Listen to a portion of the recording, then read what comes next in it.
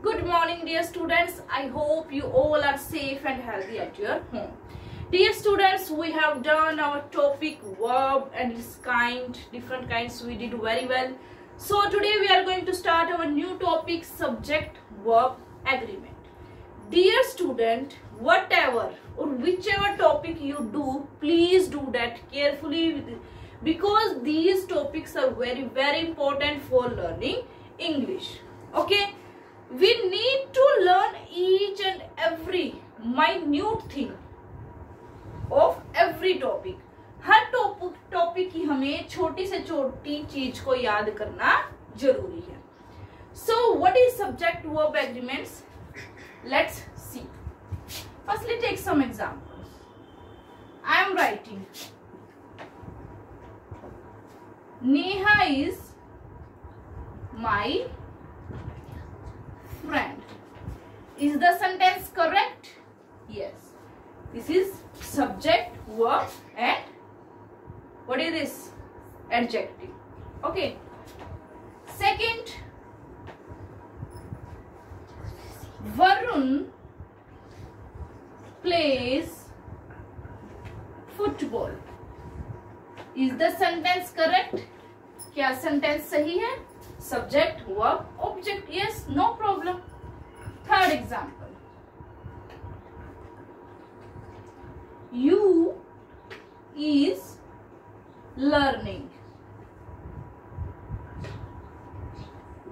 Is the sentence correct? क्या ये सही है?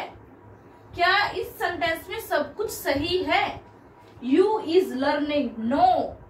This is wrong. Verb is wrong here. Use of verb is wrong.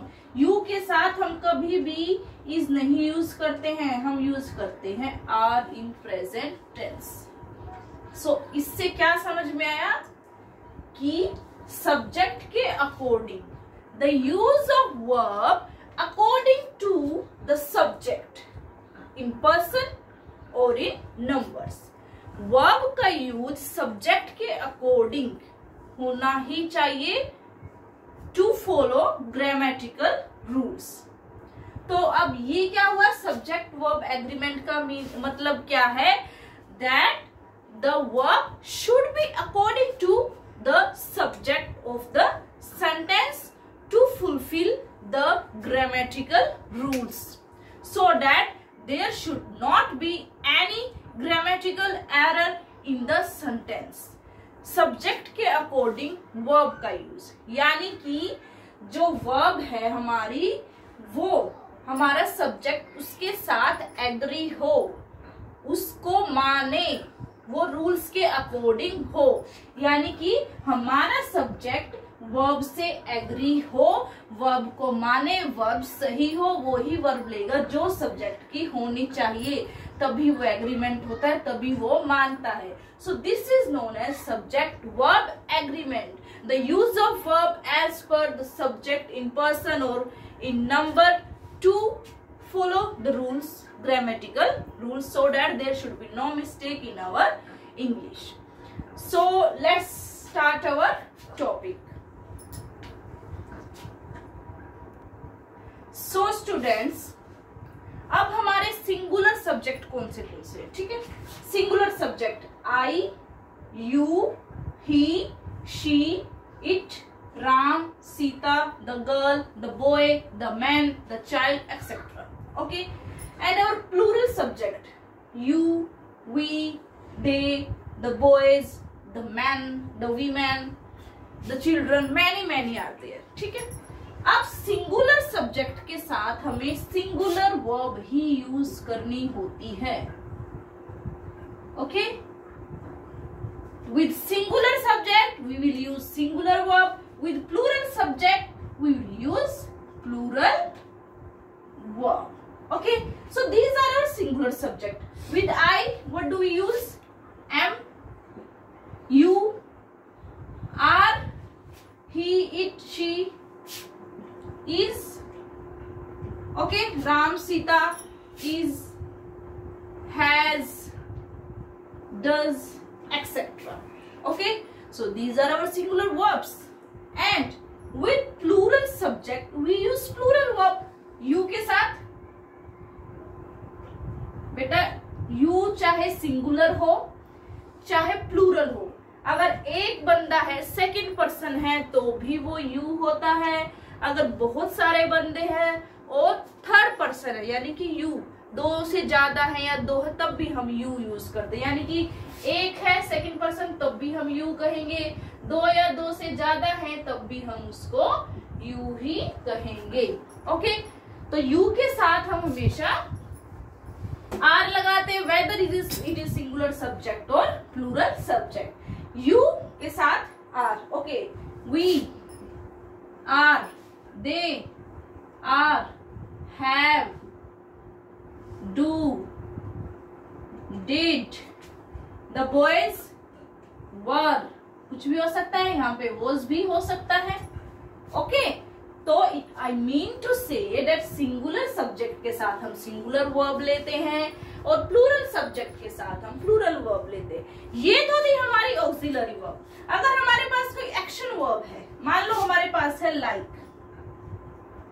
ठीक है, ही लाइक्स टू प्ले, क्या कहेंगे तब हमारी ही के साथ हम, अगर हमें लाइक यूज करना है तो हम क्या यूज करते हैं, लाइक्स। Is it clear? यानी कि वर्ब की फर्स्ट फॉर्म के साथ हमने एस लगा दिया तो वो हमारी सिंगुलर वर्ब बनती है। Is it clear? अगर हमने प्लूरल सब्जेक्ट के साथ लाइक लगाना है तो we will take only verb first form, that is you like to play.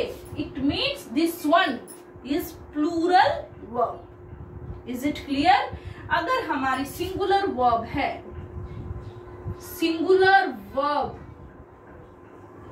Verb की फर्स्ट फॉर्म के साथ s, is it clear? Verb की फर्स्ट फॉर्म के साथ हम एस लगाएंगे। एंड प्लूरल सब्जेक्ट है then only verb first form. Now see, अब हमारा प्लूरल सब्जेक्ट कैसे बनेगा? लुक हियर,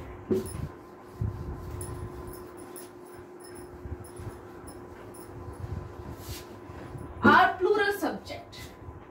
प्लूरल सब्जेक्ट क्या होता है?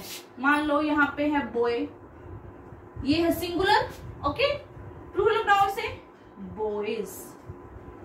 One more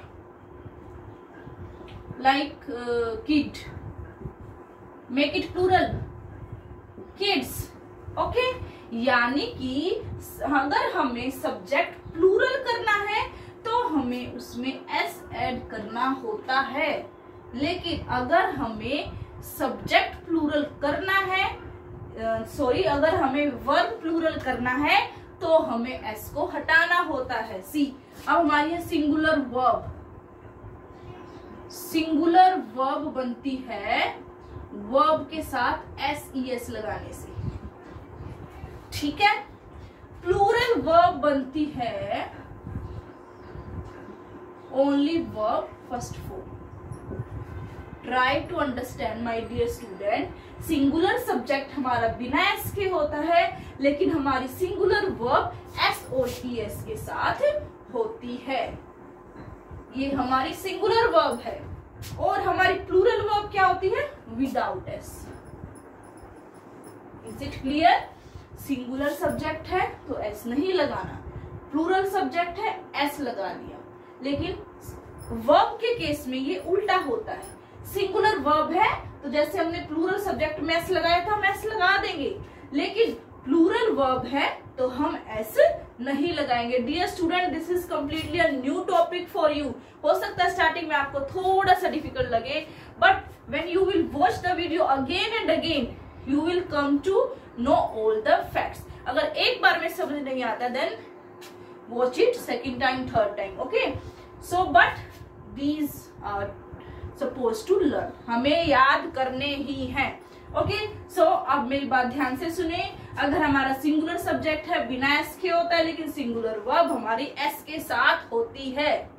singular subject without s, singular verb with s, plural subject with s, plural verb without s, okay.